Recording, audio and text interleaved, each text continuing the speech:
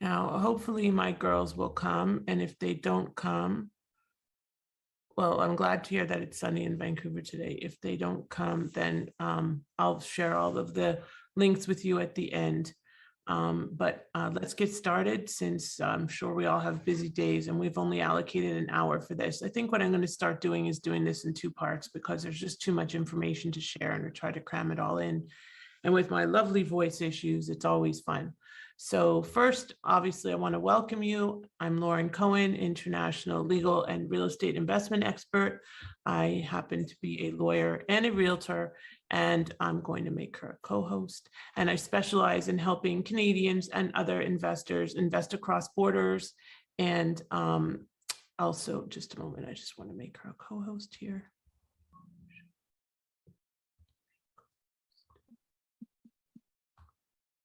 But I don't limit it just to Canadians. As a matter of fact, yesterday, I just got hired by a German investor through some of my partners at EXP. And I like pretty much working with anybody that's interested in expanding their horizons, investing across borders, building a network, and even investing from the US or Canada into other countries, such as France or Mexico, Costa Rica, Belize, very popular destinations, Israel, one of my favorites, but very expensive and lots of regulations. So we'll talk about that in a minute. Anyway, I'm Lauren Cohen. I'm also the host of Investing Across Borders, where we teach you how to invest, live, work, and play across borders. That's the name of my podcast. I would invite all of you to subscribe to my podcast. I present new amazing guests every week. Actually, I'm waiting for my friend Mark to get on the show. We haven't had a moment to spare. We've been so busy helping clients, but there's some really cool guests that we've had over the past 14 months already. It's amazing. And it's a great resource for you guys, not only to learn about investing across borders, but also about mindset and business expansion and business development and joint venture relationships and real estate investing, and you name it, it's there. I need to make this disclaimer because I am a lawyer in Canada and the US, but none of this is legal advice and should not be construed as such, nor is it investment advice, because we'll talk a little bit about a new project that we're working on, bringing people into some amazing investment opportunities in Florida, specifically in the Orlando area.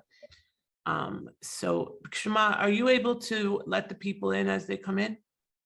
Lauren, you accidentally put Bruno as a co-host, not Shema. Uh-oh. How did I do that? Okay, so hold on. Let me see how I did that. Co-host. Okay, thank you. And okay, perfect. Thanks, Mary, for letting me know. So let's get started again.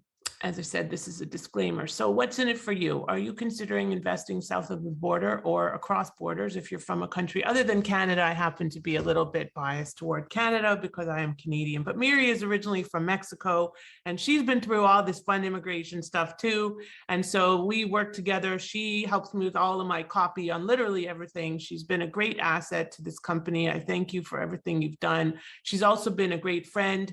She lives about a half hour from me, and we have not met in person. So that's our own responsibility, and we need to change that over the holiday season. Anyway, my focus today is on getting you out of lockdown, avoiding the winter, coming to the sunshine, because pretty much every day here it's sunny, sometimes a little too sunny. I'm not complaining, but it's challenging when you're trying to get the right lighting for a podcast or a webinar or something like that. Invest in real estate and a vacation opportunity, create options and flexibility for yourself and your family, expand your horizons. Don't let fear stop you from pursuing your dreams. Explore ways to live and work in the US, and guess what? Become an entrepreneur. Because one of the beautiful things about pursuing one of these visas is that not only can you invest in real estate, but you can start to run your own business. And that's something that Mark, my friend here, is going to talk about a little bit in a moment. So I'm going to switch over, hopefully, to watch a quick video that my team created. Can you see the video, guys? Yes? Not yet. Not yet? No, Okay, hold on. we can see you. So I appreciate that, but you can see me anytime. Now? Yeah. Now, Yeah. yes? Okay.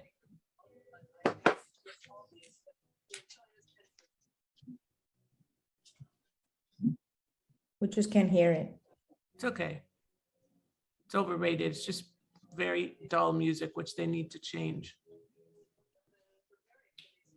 And I need to fix that.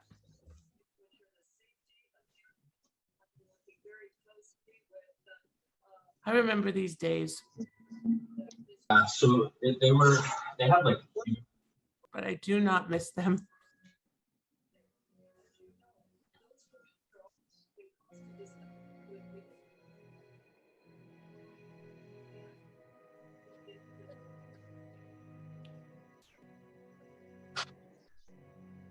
That's not me, just saying.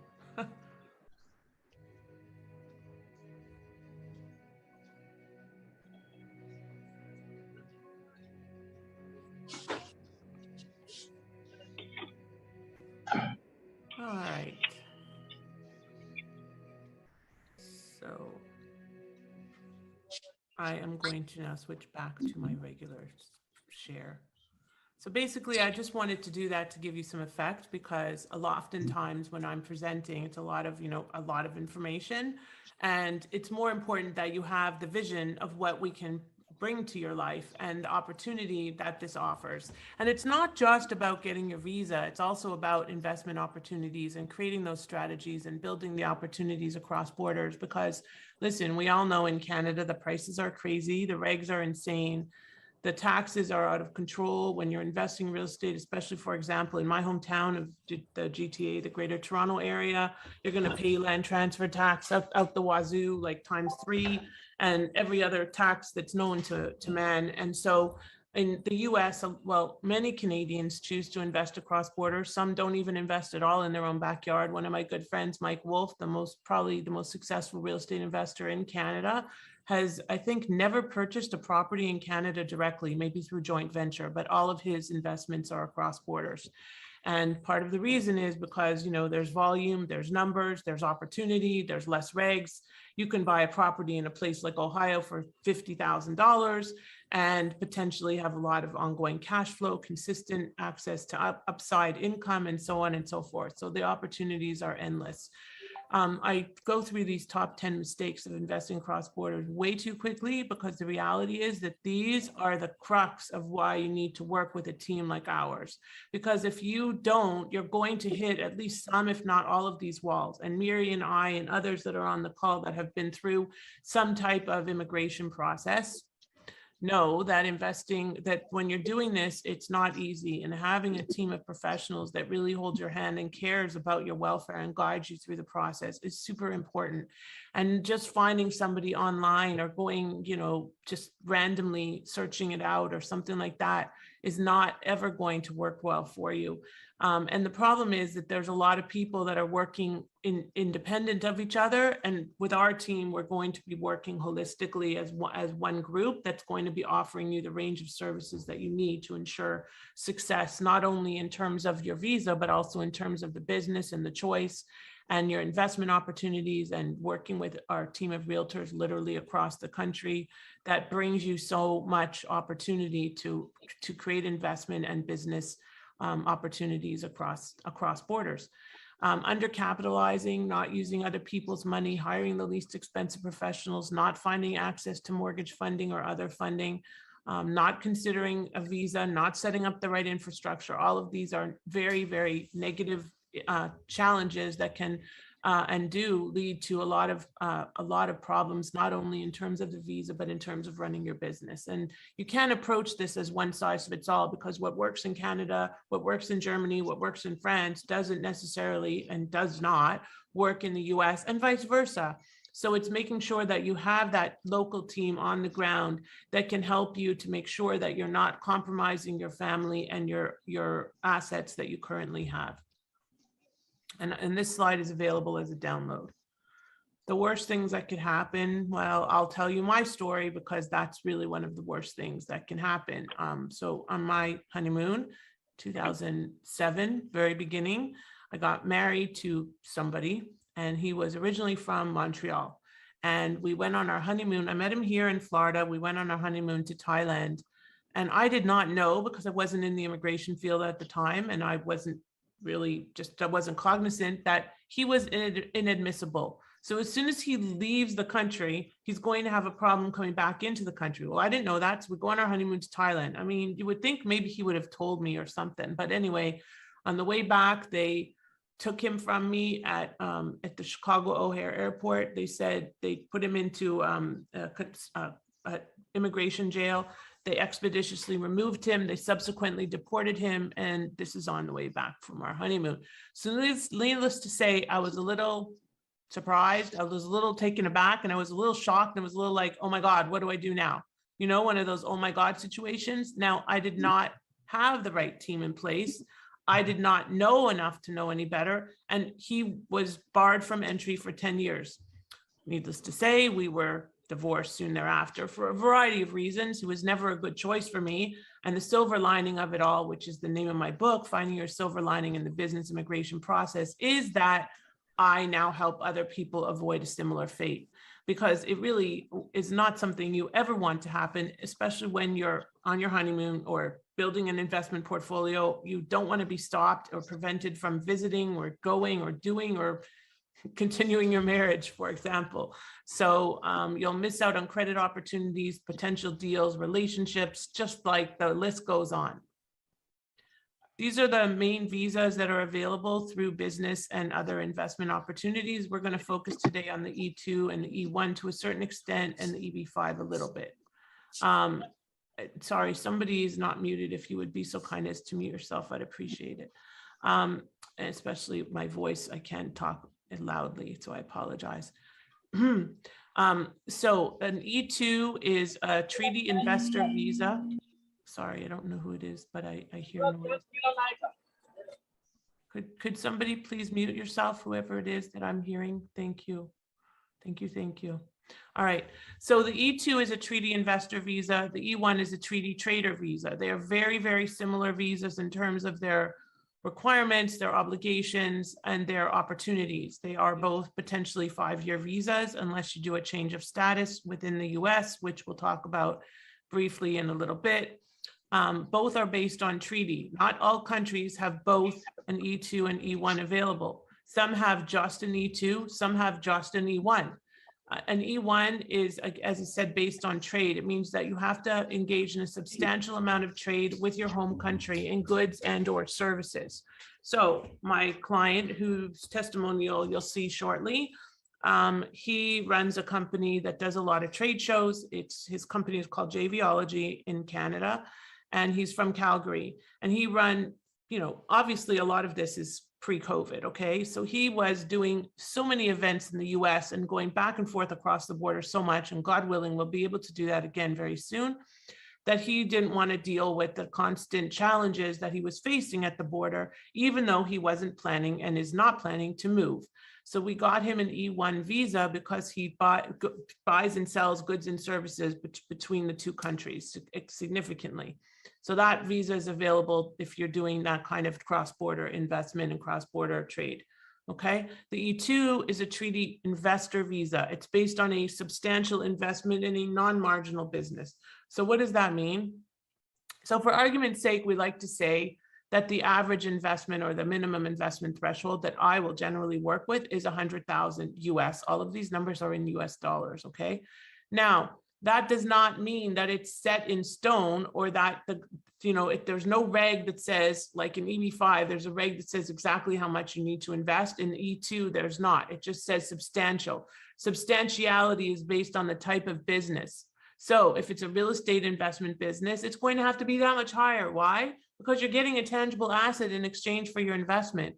So they want to see that your money's at risk. Is not really that at risk in a real estate business. So a lot of immigration lawyers and others frown upon real estate because of that, because real estate is not a very well received business. However, if we structure it properly and include some multifamily and commercial, there are ways, and we'll get into that, because my special kind of sauce is how to immigrate through real estate. The other thing is that it has to be a non-marginal business, and marginality means that you're not just replacing your family's income. So you want to make sure that you are not only building a business, but employing staff.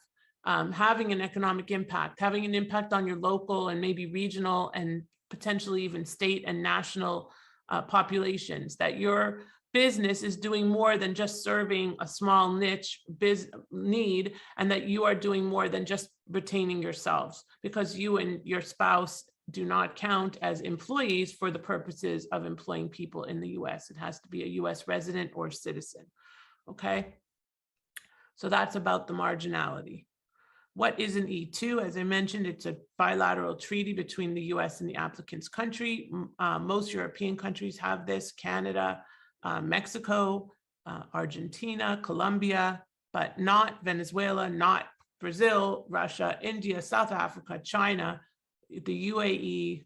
A lot of the countries do not have it available, so they have to go for other options. But if you have an E-2 or E-1 available, I always like this as the kind of easiest visa to get and the easiest visa to keep. So in my book called, as I mentioned, Finding Your Silver Lining in the Business Immigration Process, I call the E-2 visa the coveted visa and the E-1 the forgotten visa, because not a lot of people pursue an E-1. I don't know why. Most people, I think because maybe the attorneys don't understand the scope of it or something along those lines. But anyway, the fact of the matter is that the investor must own at least 50% of the business. Now, that can actually be the investor's business that owns 50% of the business, okay? So in other words, if you have a Canadian business that owns 50% of the US business, that will be okay as well. You must direct or manage the business in the US, so you can't just be tangentially involved. However, there are ways to be a little bit creative, which Mark will address in a few minutes, about how to kind of be less involved, I guess, especially if you're going to remain in your home country more often than not. The business must be real and not marginal, and these visas are granted for up to 5 years and they are renewable. This is a bit about the E-2 or E-1 process, which I will be happy to share this slide with you. It's just kind of walking you through the timelines, through the process step by step. What business will you own? So one of the benefits of the E-2 or E-1, as I mentioned, is that you're generally going to be a business owner. And a lot of people have never been business owners before. They're just embarking on an entrepreneurial lifestyle. Some of good examples of business options include franchises, which I love, turnkey businesses, event and marketing businesses, pet and kid businesses. Why? Because they are very recession proof. Hospitality and management businesses, property management companies, and service businesses. And I turn this over to you, Mark, in one moment. Are you ready? So these are just some pictures of some of the businesses or some of the opportunities that owning these businesses lead to. And Mark, are you there? I'm back. Uh-oh, it's very Hear me? not so well. I can hear you well. It's okay now. So Mark, why don't you just tell us a little bit about the business opportunity that you bring to the table? So as Lauren indicated, the E-2 visa does not require It's still the owner.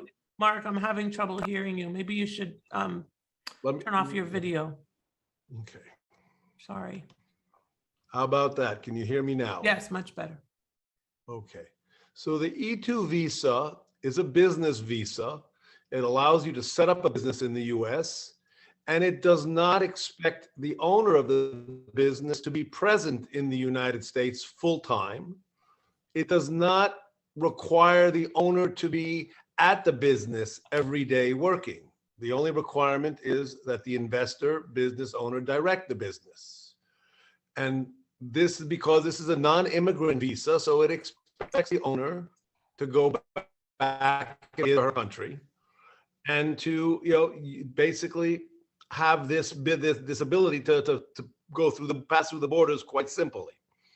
So traditionally, up until recently, a lot of immigrants would leave their country and buy a pizza shop or a 7-Eleven or a gas station. And they would trade poverty or near poverty in their country for a 14-hour-a-day, 7-day-a-week job in a pizza shop making pizzas, or in a convenience store or gas station. But that's been the model, but lately a new way has emerged, and something that I'm doing with Lauren and plenty of other people are doing, is that you can start a company in the US, you can own it, fund it, and be responsible for it, but you can have a management team in place that will manage the company for you.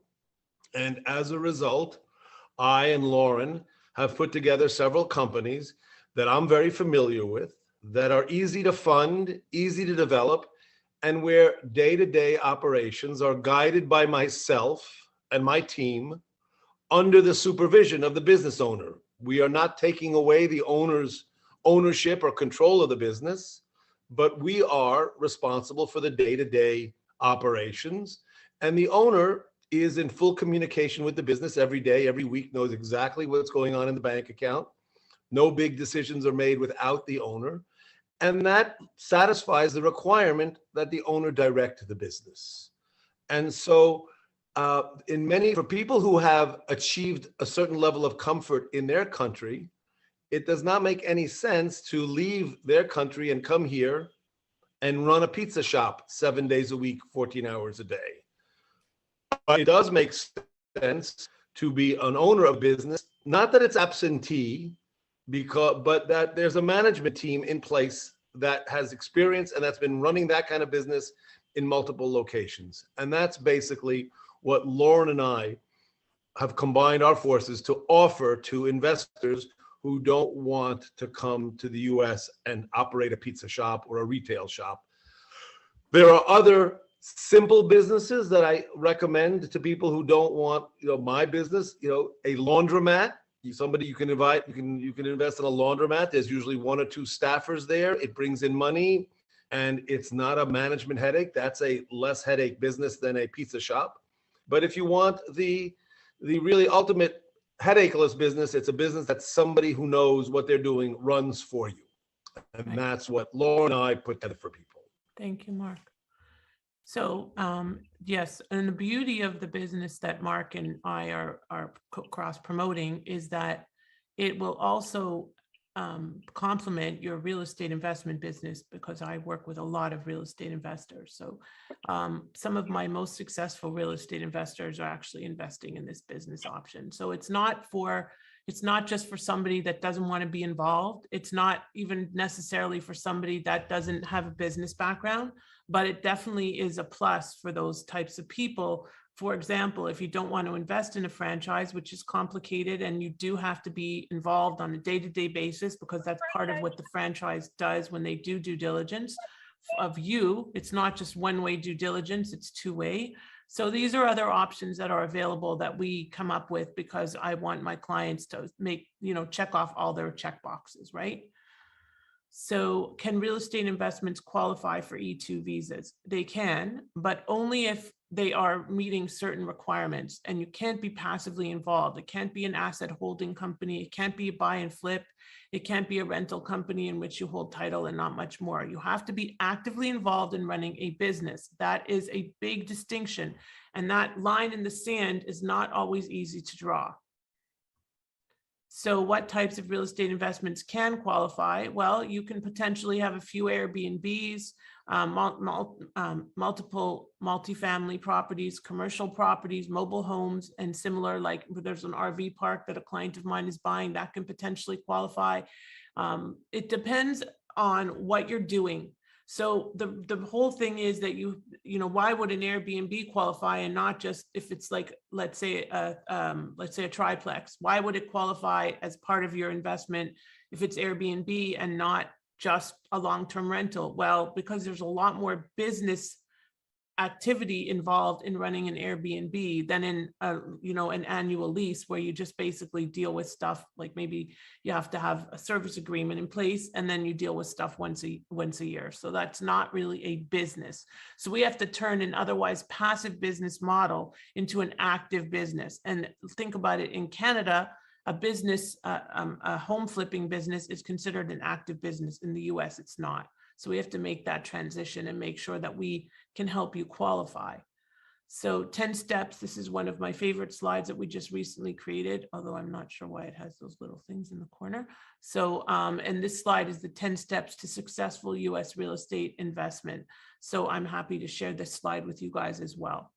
This is my kind of my claim to fame. I created this about just over a year ago, probably about 13 months ago, in response to one of my friends and clients here in Florida, who's originally from Ottawa. He said, my clients don't want to think. They want a one-stop shop. They want to come to you. They want everything done for them. They want to know that they're going to get their visa as easily and painlessly as possible. So I created this 10 steps to immigrate through real estate.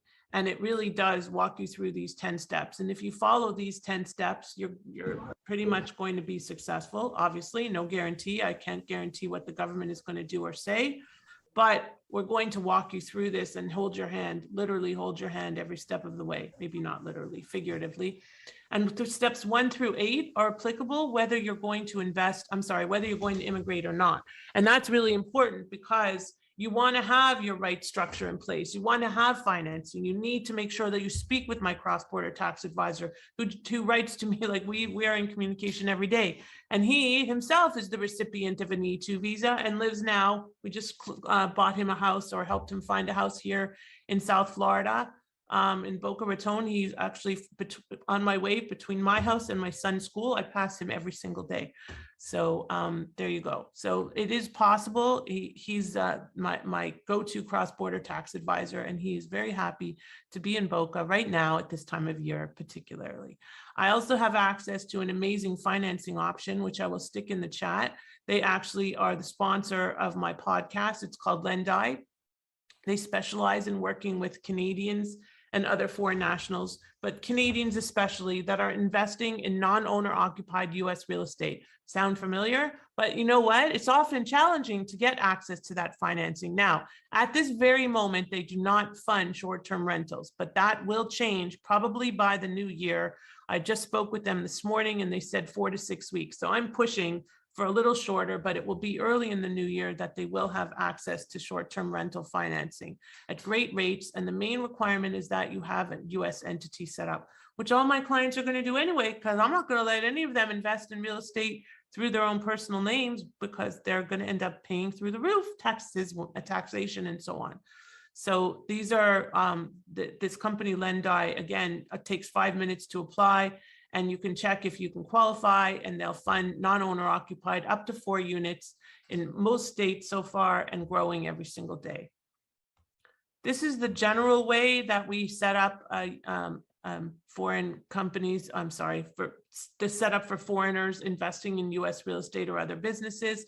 It's a complicated structure, but we try to simplify it. The general gist is we usually, especially if you're going to remain in your home country, specifically Canada, we are generally going to set you up with an LP LLC, limited partnership LLC structure. If Canadians set up LLCs directly, oftentimes they're going to be subject to double taxation. That's not the case for people from every country. It's specific to Canada just because of the tax treaties, and you know, the CRA is never our best friend, right?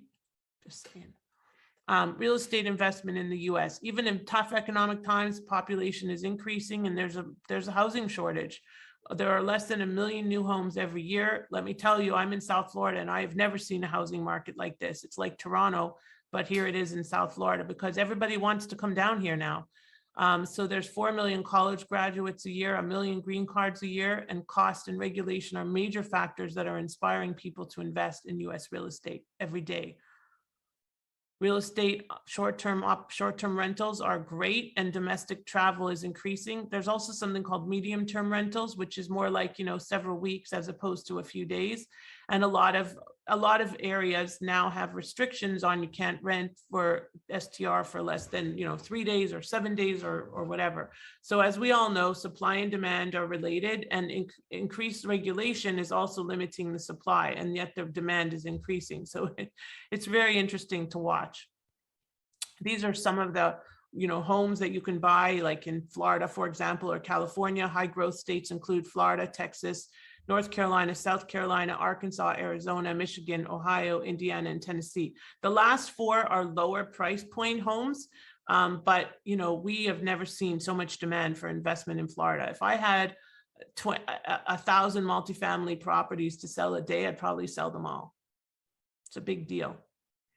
So we have a team that helps you find all of your investment properties. And this is our 7 elements of an essential cross-border investment strategy, and making sure that you're working with not only the lawyer, but the realtor, and finding that happy medium to figure out what to do with your money, where should you invest, why should you invest, and also what's the structure that you need to invest. So we have presentations on Tuesdays and Sundays. I think a few of you have been to one or more of our presentations. Am I saying that like a Canadian? I think so. Anyway, we focus on 4 projects for no reason other than that we like these 4 projects, and they each present something different and a different value. My favorite one happens to be the Embassy Suites, because I know the name and it's a Hilton project, but I've stayed at the Grove and loved it. Story Lake is awesome. Windsor Island is a beautiful community, a little more out of the way. The 3 projects on the screen are all within 3 to 4 miles of Disney. And they are offering, like, some of them offer lease back. They're offering, you know, very like great foreign investor financing through their own preferred lenders. It's really a great opportunity to invest for between $250,000 and $1 million. I mean, where else are you going to buy into that opportunity? So it's a beautiful thing, and we really love Orlando. We've been there so many times that we decided to start spending some time focusing on helping people get into the Orlando market. Short-term rentals, all of these are short-term rental friendly. Some of them have management companies built in, some of them don't. So if I were you, and we'll put this link in the chat, Shema, make sure you put the link, please. It's realestateacrossborders.com/Orlando. So just like the link to get into the Zoom, instead of /live, just use /Orlando, and you can sign up to join us on Sunday at 5 or Tuesday at 8, both Eastern times, okay? I'm not gonna go through the details of these projects other than just to show you them. I think we are purchasing, I'm joint venturing with my clients on 2, and I'm purchasing 1 myself as well. So I'm very excited about that. I guess you probably can't imagine where I would be purchasing the one for myself. So I wanted to just bring to your attention, those of you that are realtors or want to be realtors or would like to be a realtor in the US, there is an opportunity to get your US real estate license, like in a state like Montana, without your social security number and without a residency requirement. And the beauty of that is that you can earn referral fees. Believe me, that these are incredible referral fees, especially for Orlando referrals, because the commissions are pretty high. So if you, as a realtor licensed anywhere, bring us a client from anywhere, we can pay you a referral fee as a licensed realtor. So that can be very lucrative. And this opportunity becomes even greater if you join our EXP team. I am with EXP Commercial. I'm the chair of the Investing Across Borders Committee for EXP Commercial. And it's been just a whirlwind for the past 2 years since joining EXP. And it's been great because there are so many ways that I earn income. On the 21st of every month, I get a check in my bank from RevShare. I have 30 referral agreements out there right now. I had none 2 years ago, like none. I don't think I've ever sent a referral to anybody until now, until the past year and a bit or so, because I'm so active with EXP. EXP is a real estate brokerage, which offers multiple streams of income. It's a little different than the traditional real estate brokerage house. And the beauty of it is that even if you're a Canadian, you can earn passive income. And when you come into the US, if you do get a visa, you can continue to earn that passive income, as well as potentially earn active income by representing buyers and sellers. And there are stock awards as well. So it's an amazing opportunity. And right now we are currently in 18 countries. EXP became even more popular at the beginning of COVID because it's a cloud-based company. So the stock went crazy and it's been a fun ride. And we are in 18 countries, including Israel, Panama, Mexico, Brazil, Canada, of course, the UK, Australia, South Africa, which has a lot going on right now. We wish them well. And just growing every single day. And it's exciting to be part of this story and build it with the company as they continue to grow. I'm going to skip through these 2 slides and go to this because I want to share something with you guys. And then I'm going to turn it over to questions and we're going to go through some FAQs. So Just 1 second, please. Does anybody have questions in the meantime? No? All right. I'm going to inspire you to have some questions. So let's go through this quickly here. Hopefully it will work. Yeah, okay, great. Now, the only problem is you're not going to hear it. Oh my goodness. Mary, do you know how to set that up so they can hear if I play a video? Yeah, you need to connect it in a way that allows to get the audio from your computer. Oh, I don't know. So there's sometimes an option that comes up where it says share sound, and you're able to do it that way. Audio. No, It's at the bottom, actually. bottom. Yeah, it says share sound at the bottom of the where you're sharing it from. And it says share sound optimized for video clip. So just click on share sound so it I picks don't up the see sound from your share computer. sound. Share screen, maybe here. Share screen. Show myself. No, it's not letting me do it.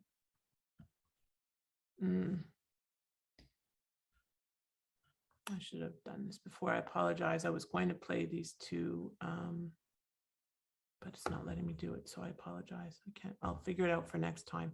I'm going to You share do them have some instead. questions Sure. in the chat. Mhm.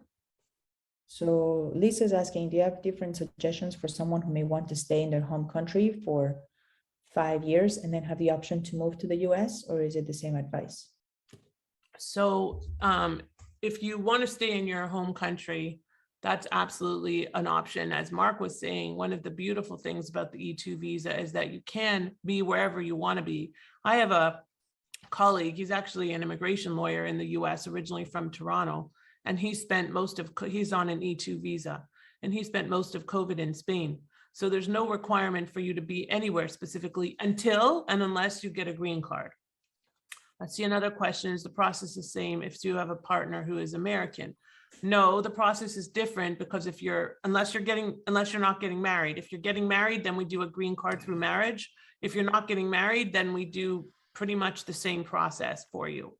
And South Africans, no, unfortunately, the E-2 and E-1 are not available for South Africans, but a lot of South Africans have access to other passports. So we can grab that, or we can do what's called an L1 visa, which is an intra-company transfer of a senior executive or manager. So if you're a business owner or you're running a business in your country that doesn't have access to an E1 or E2 because of a lack of treaty, we can do that. Or if you have substantial means, we can apply for an EB5.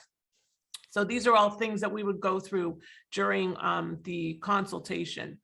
So is it possible to buy property that your family can live in? Yes, it is possible, but it's not just about buying property. So your family can live anywhere that they want to live if it's multifamily, but you have to be running a business. So obviously your piece of that rental is not going to count as part of your business, but you can live there. That's not a problem. Another question. Okay, Fahad, let me see if I can let you ask your question. Fahad? Hello, hi. Hi. This is Fahad here. Yes. I have one piece of question. So, Mhm. could you please elaborate more about the property management business? Because maybe I would be interested to acquire and up and running contracts or the management, which can qualify not only for the visa but also can provide a semi-passive source of income. Can you Sure. please shed some light? Is it doable? Is it possible? Sure. So let me just grab something here because I wanted to slide. Can I get to that slide? I don't. Maybe Mary, I should let you co-host and share the video because it's not working. So the property management, so some people choose to set up their own property management company, which I don't think is the best way to go, because when you're coming to the US, and I could probably connect you with people that have had this experience, when you're coming to the US from any country, you're moving to a new country. And that's always challenging, no matter how simple you think it is. Even coming from a country just over the border, And we've seen how drastically different Canada and the US are in the past 2 years, more so probably than I've ever seen before, in terms of, politics and approach to life and lifestyle and vaccinations and all of that. But ये किसका बच्चा है? pardon me? Oh, so, but the difference when you're buying a property management franchise or another type of franchise is that it's ready-made for you. So when it's a ready-made package, they're going to be there, just like in Mark's case, which is not a franchise, but it's similar to a franchise. The business is kind of given to you on a silver platter. And they manage and help you manage the business. They provide marketing support, they provide ongoing branding support, they provide employment support even. So it really depends, but they're one of the most popular. I actually have an investor who's just invested in one of the most popular property management franchises for international investors. And there's a few. Now, something to be very aware of when it comes to franchises, and this is something that we do with Mark's option as well, is that when you're investing in a franchise or buying a business, and this is why often buying a business for a visa is particularly challenging. The business owner, the seller, doesn't want to wait to get his money for the business, right? He wants to get the money right away. So when you're buying a franchise, a lot of franchises that are E2 friendly have what's called an E2 visa contingency built into the franchise documents or as an addendum, meaning that you put your money in escrow until you get your visa. So the only money that's at risk prior to that is your deposit. But that's an advantage of buying into a business like a franchise, as opposed to buying somebody else's business, which means that they're not going to be willing to do that for the most part because they want their money. They're trying to sell their business, not hold on to it so you can get a visa. So property management is definitely a good way to go. Mary, why don't you tell us a little bit about your personal experience? Sure. So I actually came to the US about 20 years ago through my father, who actually had an H1 visa.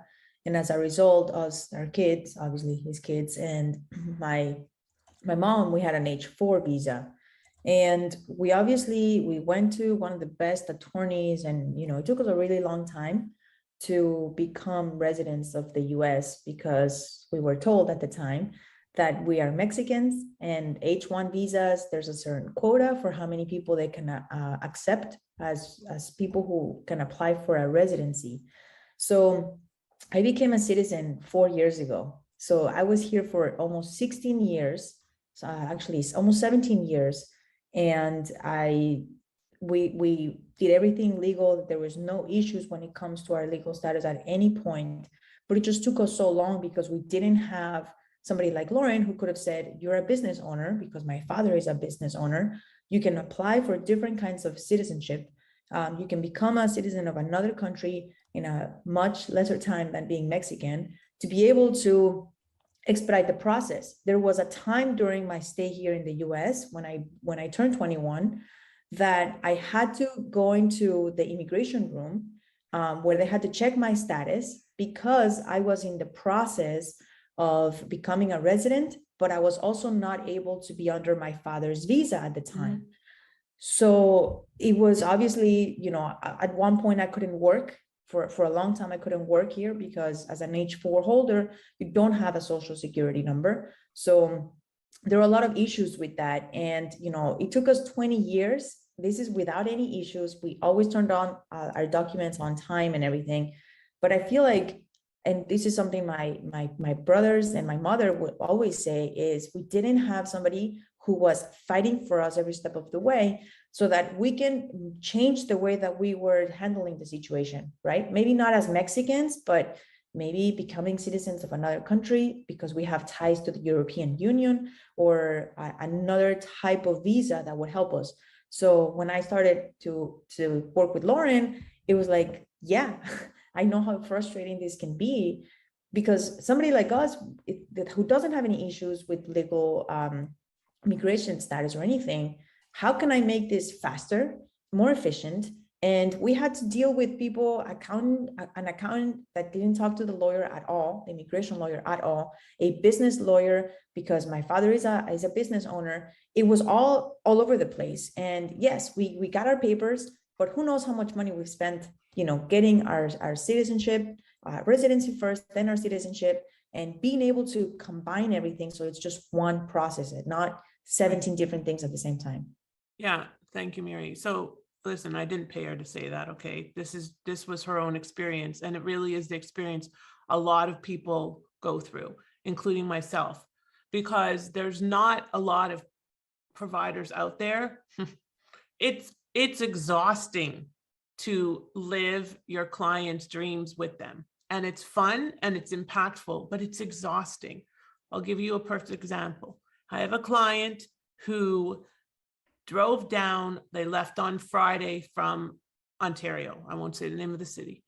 And they bought a house sight unseen.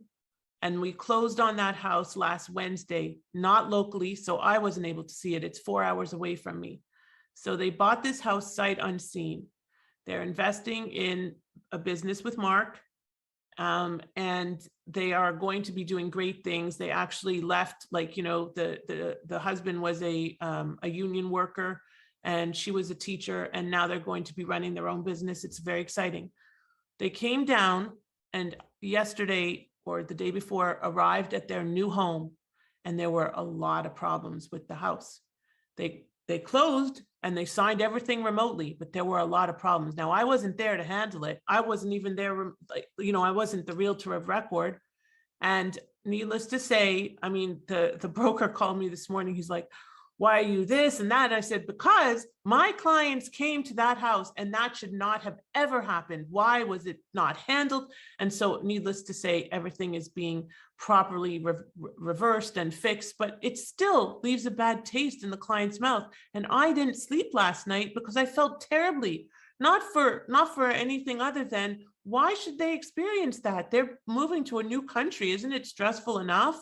So I really take my clients' needs and desires and goals to heart, sometimes to my own detriment, but it means a lot to me. And I will always be there for you, literally every step of the way. And we are a holistic company. I don't want anybody to have to feel unprotected when it comes to taxes, or unprotected when it comes to investing, setting up a business, or doing something in Texas, or buying a property in Idaho. It doesn't matter. It's borderless. And what we do is truly borderless. And I have vetted partners. I just referred a client who's investing in Texas to my colleague in Texas who was just recently interviewed on my podcast. She's a lawyer there. She understands the nuances of Texas. So it's all about just having those relationships. That is going to always be the key to your success. And knowing how to push a little button and probe beyond, like, well, we did all the right things and we submitted all the documents on time, but look at the mess that you still experienced, because nobody was really standing there pushing for you and working for you every step of the way. Yes, Marsha Lee.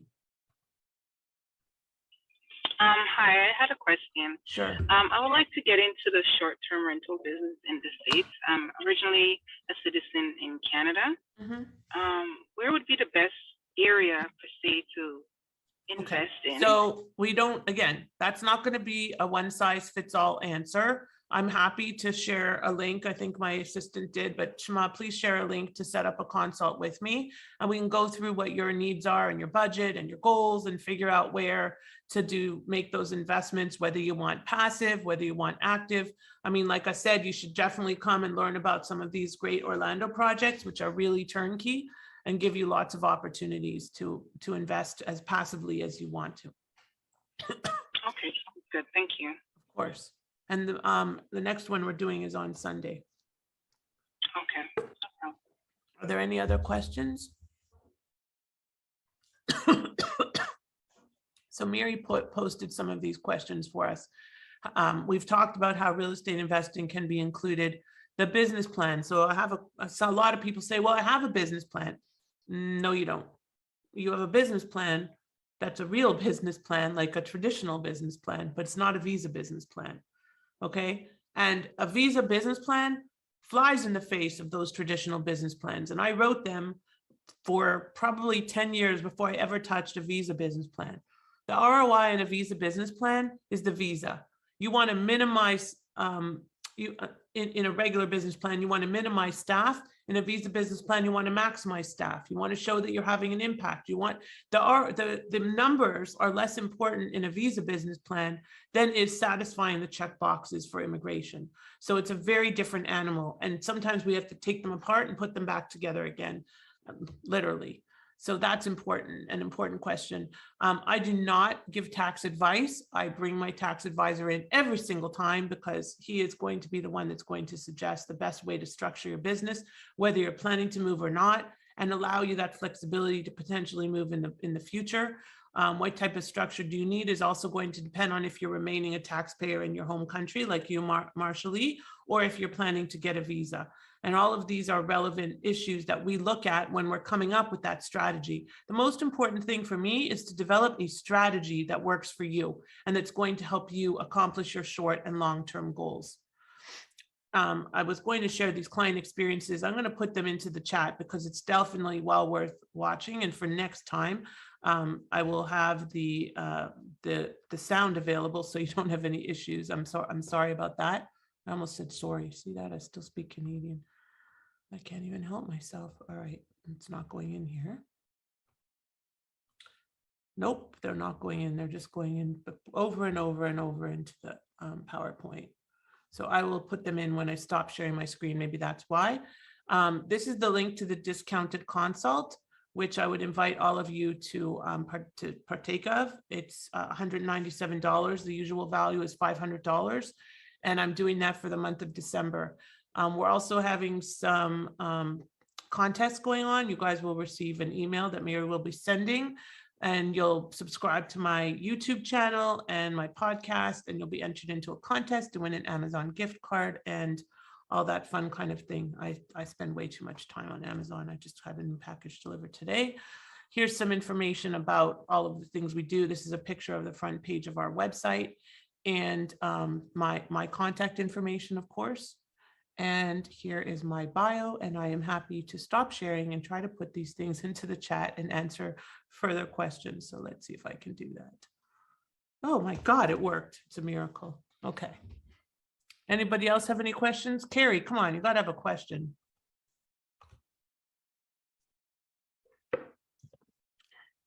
No? I don't know if she's still here.